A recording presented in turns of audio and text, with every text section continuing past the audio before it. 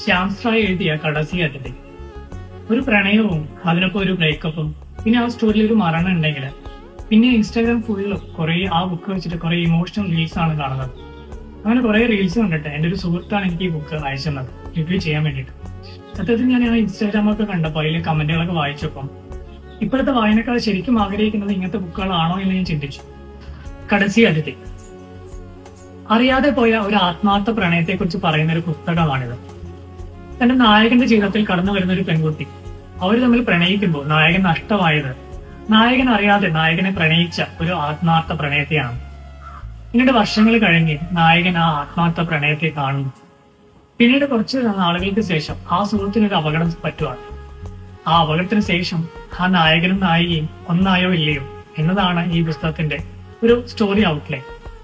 ഈ റീസെന്റ് ഇറങ്ങിയ ഏറെക്കുറെ എല്ലാ ബുക്കുകളിലും ഇതേ ഔട്ട്ലൈൻ തന്നെയാണ്, ഇതേ സ്റ്റോറി തന്നെയാണ്. വ്യത്യസ്തമായിട്ട് ഇതിലൊന്നും എനിക്ക് കാണാൻ സാധിച്ചില്ല.